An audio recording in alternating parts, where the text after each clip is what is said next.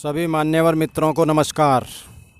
मित्रों, आज का विषय होगा 16 संस्कार।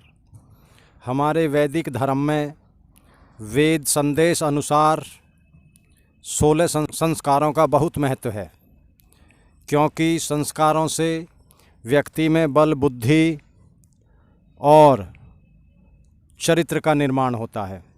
इसलिए संस्कारों को अगर वेद अनुसार विधि द्वारा ग्रहण किया जाए तो व्यक्ति में एक अच्छे चरित्र का निर्माण होता है। संस्कारों से हमारा जीवन बहुत प्रभावित होता है। संस्कार के लिए किए जाने वाले कार्यक्रमों में जो पूजा, यज्ञ, मंत्रोच्चारण आदि होता है, उसका वैज्ञानिक महत्व भी होता है। इन 16 संस्कारों की हम थोड़ी जानकारी आपको देते हैं। नंबर 1, गर्भाधान संस्कार। यह ऐसा संस्कार है जिसमें हमें योग, गुणवान और आदर्श संतान प्राप्त होती है।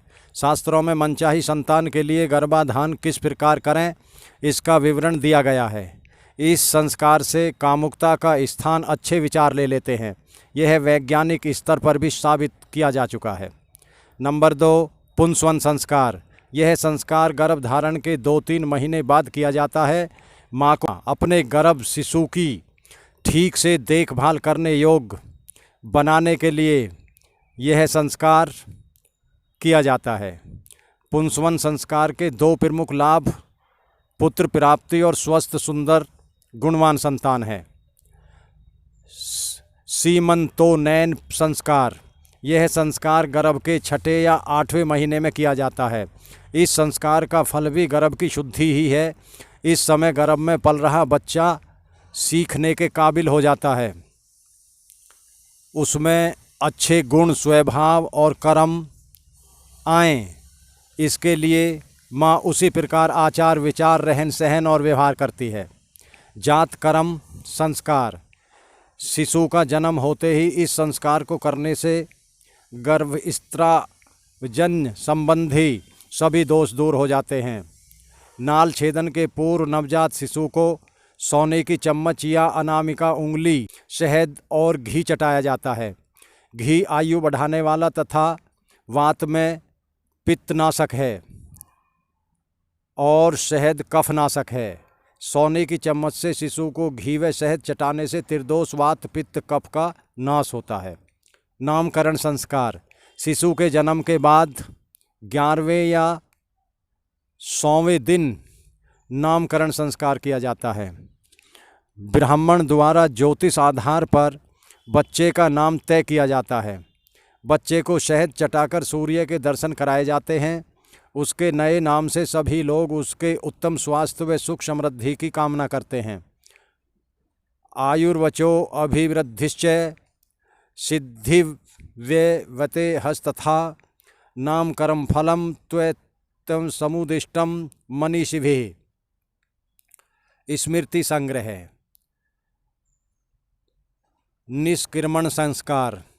इस संस्कार का फल विद्वानों से आयु की वृद्धि बताया है। निष्कर्मणादायुषो विरद्धिर्पयुर्दिष्टा मनीषिभिः। ये संस्कार शिशु के जन्म के 4थे या 6ठे महीने में किया जाता है। सूर्य तथा चंद्रमा आदि देवताओं का पूजन कर शिशु को उनके दर्शन कराना इस संस्कार की मुख्य प्रक्रिया है। हमारा शरीर पृथ्वी, जल, अग्नि, वायु और आकाश, जिन्हें पंचभूत कहा जाता है, से बना है। इसलिए पिता इस संस्कार में इन देवताओं से बच्चे के कल्याण की प्रार्थना करते हैं। नंबर 7, अन्नप्राशन संस्कार। माता के गर्भ में रहते हुए शिशु के पेट में गंदगी चली जाती है, जिससे उस शिशु में दोष आ जाते हैं। अन्नप्राशन संस्कार के माध्यम से उन दोषों का नाश हो जाता है।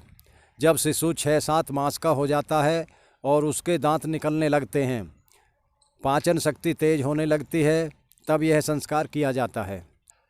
मुंडन संस्कार।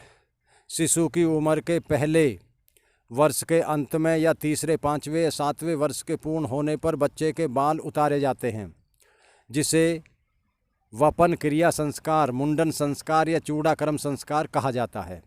इसके बाद शिशु के सिर पर दही मक्खन लगाकर स्नान करवाया जाता है। व अन्य मांगलिक क्रियाएं की जाती हैं। इसका संस्कार का उद्देश्य शिशु का बल, आयु व तेज की वृद्धि करना है। नंबर 9, कर्ण भेदन संस्कार।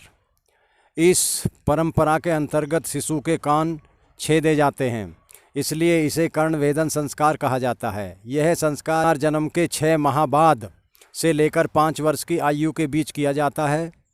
मान्यता के अनुसार सूर्य की किरणें कानों के छेदन से होकर बालक बालिका को पवित्र करती हैं और तेज संपन्न बनाती हैं। नंबर 10, उपनयन संस्कार। इस संस्कार को वीरतादेश व यज्ञोपवीत संस्कार भी कहते हैं।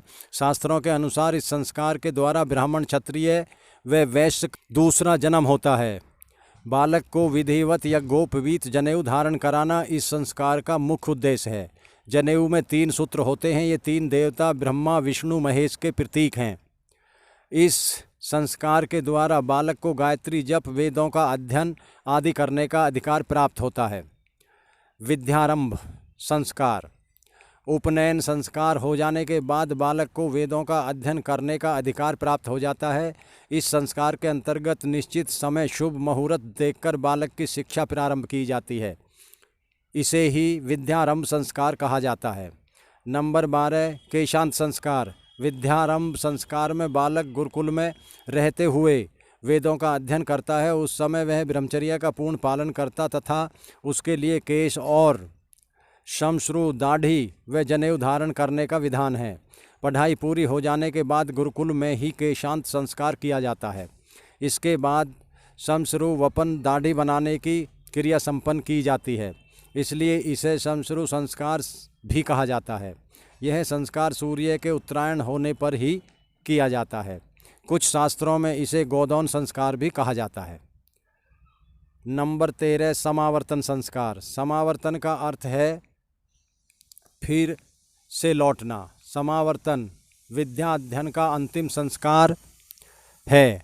पढ़ाई पूरी हो जाने के बाद ब्रह्मचर्य अपने गुरु की आज्ञा से अपने घर लौटता है, इसलिए इसे समावर्तन संस्कार कहा जाता है।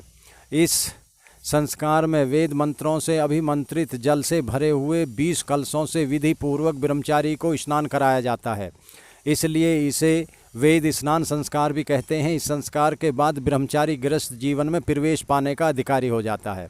नंबर 14, विवाह संस्कार, यानी विशेष रूप से वहन यानी ले जाना। विवाह का अर्थ है पुरुष द्वारा स्त्री को विशेष रूप से अपने घर ले जाना।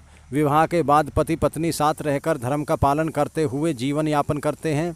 पुराणों के अनुसार ब्रह्म आदि उत्तम विवाहों से उत्पन्न पुत्र पितरों को तारने वाला होता है। नंबर 15, विवाह अग्नि संस्कार। विवाह संस्कार में होम आदि क्रियाएं जिस अग्नि में की जाती हैं उसे अवसद नामक अग्नि कहते हैं। इसी को विवाह अग्नि भी कहा जाता है। विवाह के बाद वह वधू उस अग्नि को अपने घर में लाकर किसी पवित्र स्थान पर स्थापित करते हैं। वे प्रतिदिन अपने कुल की परंपरा के अनुसार सुबह शाम हवन करते हैं। प्रतिदिन किए जाने वाले इस हवन को ब्राह्मणों के लिए आवश्यक बताया गया है। इसी अग्नि में सभी देवताओं के निमित्त आहुति दी जाती है। महर्षि याज्ञवल्क्य ने लिखा है कि करम स्मार्त विभागनौ कुर्वीतम प्रत्यमहम ग्रही। याज्ञवल्क्य स्मृति आचाराध्याय, अध्याय 2 का 17वां मंत्र। नंबर 16, अंत्येष्टि संस्कार। इसका अर्थ है अंतिम यज्ञ। आज भी शव यात्रा के आगे घर से अग्नि जलाकर ले जाई जाती है, इसी से चिता जलाई जाती है। आशय है विवाह के बाद व्यक्ति ने जो अग्नि घर में जलाई थी उसी से उसके अंतिम यज्ञ की अग्नि जलाई जाती है। मृत्यु के साथ ही व्यक्ति स्वयं इस अंतिम यज्ञ में होम हो जाता है। हमारे यहाँ अंत्येष्टि को इसलिए संस्कार कहा गया है कि इसके माध्यम से मृत शरीर नष्ट हो जाता है। तो भाइयों, यह हुआ 16 संस्कार जो व्यक्ति के पूरे जीवन में संस्कारों के द्वारा मनुष्य के जीवन को बलिष्ठ, बुद्धिष्ट व संस्कारित बनाया जाता है। यह वेदों का आदेश है। धन्यवाद।